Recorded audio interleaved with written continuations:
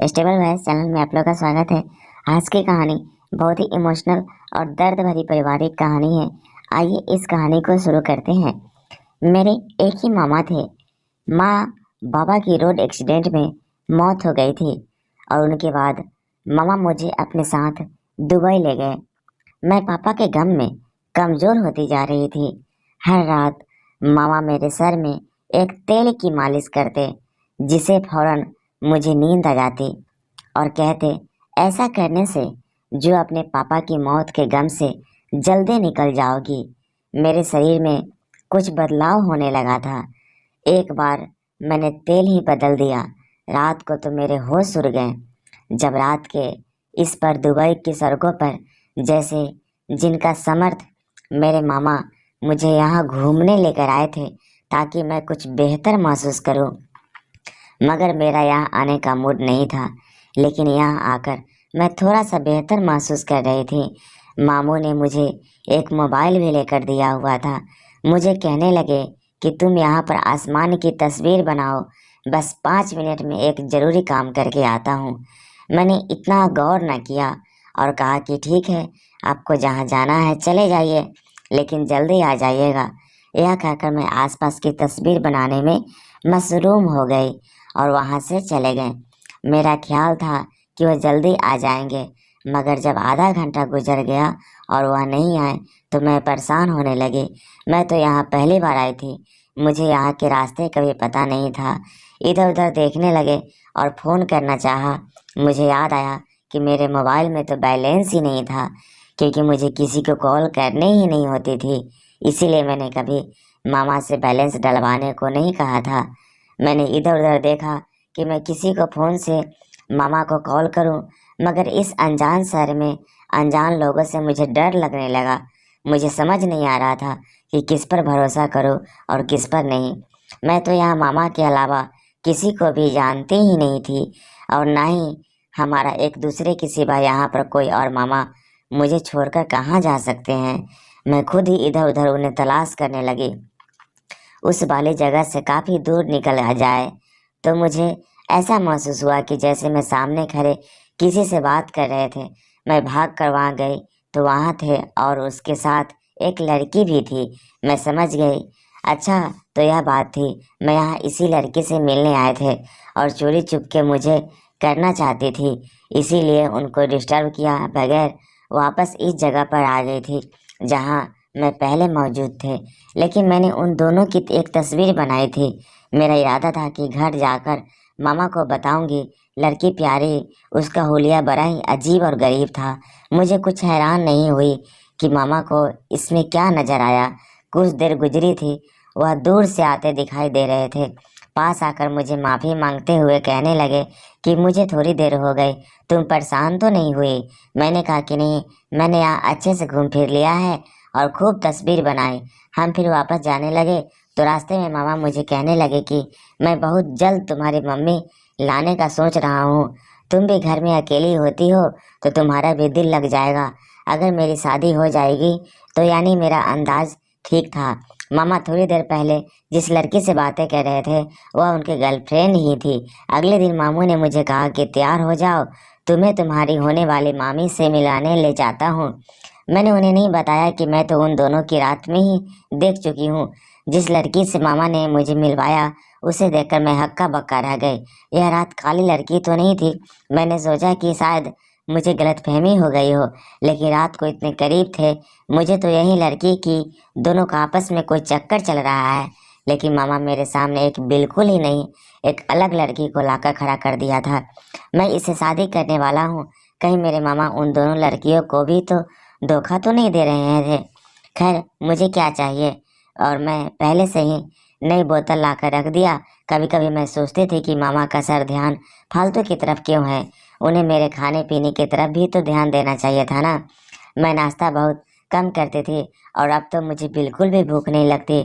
लेकिन इस एक तरफ मामू को कोई फिक्र ही नहीं थी और वह रोज़ जाना मेरे सर की मालिश करना अपना फर्ज समझते थे। मेरे इकलौते ही मामा थे और इसके अलावा दुनिया में मेरा कोई नहीं था, क्योंकि मेरे पापा भी अपने पापा की एक छोटी औलाद ही थे और माँ से बस एक ही भाई है। यह मामा दुबई में सेटल हो गए थे, बल्कि उनको यहाँ मेरे पापा ने ही सेट करवाया था, क्योंकि मेरे पापा एक बड़े बिजनेसमैन थे। मैंने अपने पापा की इकलौती औलाद होने के नाते बेहद लाडली थी, और मेरे माँ बाप ने मेरे हर ख्वाहिश पूरी की थी। हम कभी कभी यहाँ छुट्टियों में मामा के पास भी आकर रहा करते थे। मैंने ग्रेजुएशन किया तो मेरा यही इरादा था कि मैं दुबई जाकर किसी अच्छे यूनिवर्सिटी में पढ़ाई पूरी करूं, मगर फिर माँ पापा से दूर रहने के ख्याल से मैंने इस इरादे को बदल दिया, क्योंकि मैंने अपने पापा से दूर नहीं रह सकती थी। लेकिन मैं क्या जानती थी कि किस्मत मेरे साथ क्या खेल खेलने वाली है।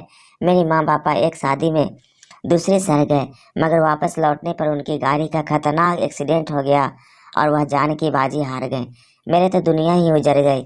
मेरे माँ बाप के अलावा रिश्तेदार दुनिया में मेरा था ही नहीं, सिवाय मामा के। तो मुझे यहाँ अपने पास लेकर आ गए।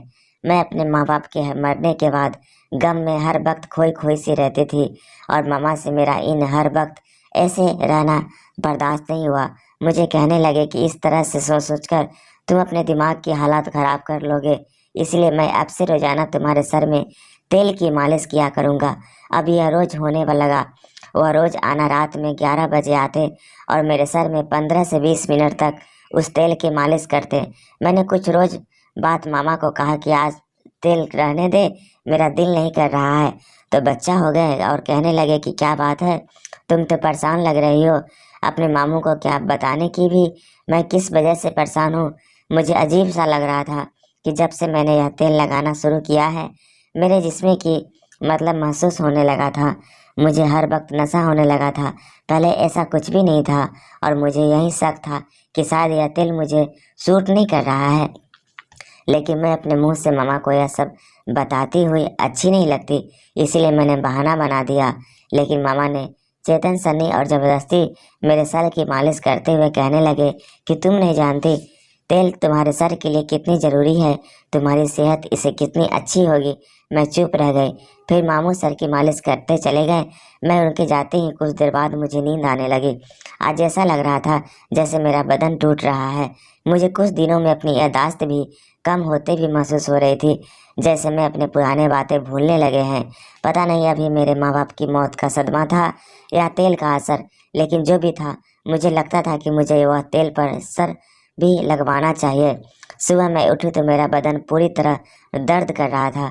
कुछ देर तो मुझे उठा ही नहीं गया, लेकिन फिर हिम्मत करते हुए नीचे नाश्ते के लिए आ गए। मामा मुझे देखकर मुस्कुराने लगे और कहने लगे कि तुम तैयार हो जाओ, आज हम कहीं बाहर घूमने जाएंगे और नाश्ता भी शेयर करेंगे। मैं जाना तो नहीं चाहती थी, लेकिन फिर मामा के ख्याल से तैयार हो गए कि बेचारी मेरी कितनी ख्याल करते हैं, इतना ख्याल रखते हैं, और मैं अगर मना करूंगी तो उन्हें बुरा लगेगा। इसलिए मैं उनके साथ बुर्ज खलीफा चली गई। मामा मुझे नाश्ता देकर कहने लगे कि तुम खाना खाओ, मैं थोड़ी देर में आता हूँ। खाना खाते खाते एकदम चौंक गई। मैं सोचा कि मामू इस लड़की से मिलने गए हैं, शायद जिसे उनका चक्कर चल रहा है, या दूसरी लड़की से जिनसे उन्होंने शादी का वादा कर रखा है। मुझे ताज्जुब हुआ और मैं खाना वहीं छोड़कर मामू को ढूंढते हुए बाहर आ गई। थोड़ी दूर जाकर देखा तो मामा एक लड़की से बात कर रहे थे, जिसे मामा ने मुझे अपने मंगेतर कहकर मिलवाया था। यह लड़की थी जो कुछ दिन पहले मुझे मामा के साथ नजर आई थी, और उसकी तस्वीर भी अपने मोबाइल से खींच रखे थे। फिर उसका मामू के साथ क्या ताल्लुक था? मैंने आगे होकर देखा तो उसने मुझे होश हिलाकर रख दिया। उस लड़की ने मामा को एक तेल की बोतल दी। ये बिल्कुल वैसे ही बोतल थी जिसे रोज मामा मेरे सर की मालिश करते हैं। क्या वह तेल मार्केट से नहीं खरीदने थे, उस लड़की से खरीदते थे? मगर क्यों? मैं टेंशन में पड़ गई। वह लड़की तो पहले दिन से ही मुझे पसंद नहीं आई थी और कुछ अजीब सी लग रही थी, और अब उसका यह छुपाकर मामा से मिलना और वह तेल वाले सब कुछ न कुछ तो राज जरूर था। मैं बहुत ही ज़्यादा परेशान हो गई थी। इस समय देश में अगर मेरे साथ कुछ हो गया तो मैं किससे मदद मांगूंगी? मुझे समझ नहीं आया कि मैं कैसे मशवरा करूं। मुझे जानकर अब क्यों शक होने लगा था कि उस तेल में ही कुछ न कुछ गड़बड़ है। शायद इसी वजह से दिन भर दिन कमज़ोर होती जा रही थी और मेरे जिस्म में आता जा रहा था। मैं चुपचाप वहाँ से चली गई और मैंने मामा को यह जाहिर नहीं होने दिया कि मैं उनको लड़की के साथ कुछ देख चुकी हूँ, लेकिन यह ज़रूर तो हो चुका था कि मेरे दिल में शक था। कि इसमें कोई तो ऐसी ज़रूर है जो मेरे लिए जानना बहुत ज़रूरी है। मैंने नाश्ते के बाद मामा से कहा कि मुझे कुछ शॉपिंग करनी है, इसीलिए मुझे एक मॉल में लेकर चले गए और मैंने शॉपिंग करते हुए मामू की नज़रों से बचते हुए एक तेल की बोतल खरीदे। मेरे पास मेरे कमरे में तेल नहीं होता था, बल्कि कमरे में होता था। मामा अपने कमरे में हिलाते थे, इसलिए घर आते ही मैंने तेल बदल दिया। तो खास बोतल मामा लिए हुए थे, उस बोतल में मैंने मार्केट से लाया हुआ तेल डाल दिया। मैंने जानती थी कि मैंने ऐसा क्यों किया, लेकिन मेरा दिमाग मुझे यही कहने को कह रहा था। मैंने सोचा मैं हूँ और गड़बड़ हूँ, इसीलिए मैंने वैसे ही बदल दिया। रात को 11 बजे मामा मेरे कमरे में तेल वाले बोतल लेकर आए और सर की मालिश करने लगे। मामा के जाते ही मुझे नींद आ जाती थी, लेकिन आज ऐसा कुछ नहीं हुआ। ना तो मेरे शरीर में दर्द हुआ और ना ही मुझे परेशानी छाई। इस रात को मैं पहली बार सुकून के साथ सोई हुई थी।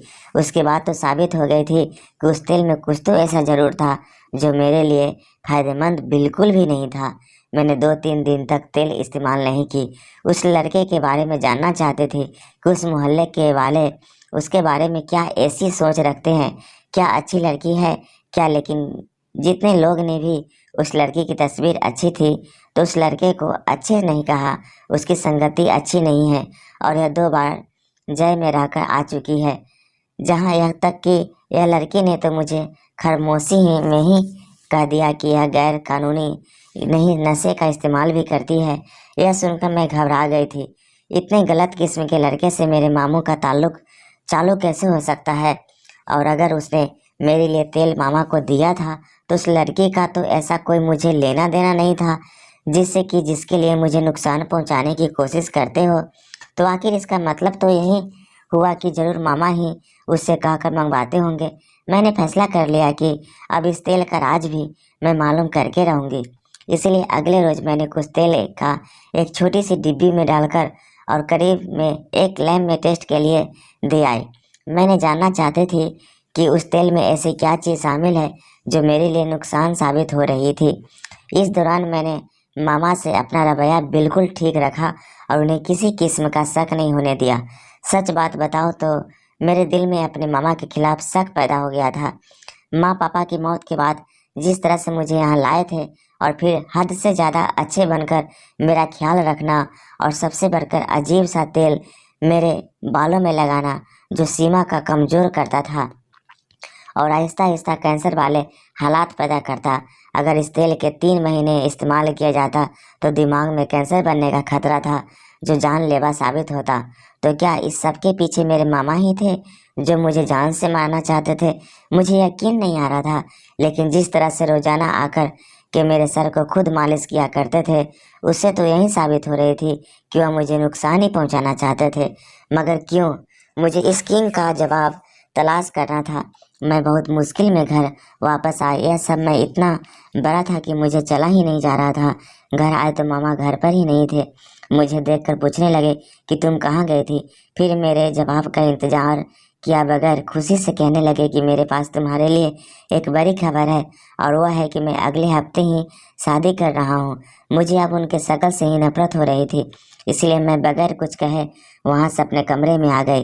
रात को फिर से तेल लगाने आए तो मैं दरवाज़ा ही नहीं खोला और बदतमीजी से जवाब दिया कि आज मेरे सर में बहुत दर्द है और मेरा मूड बहुत ख़राब है, तो बेहतर है कि आप यहाँ से चले जाएं।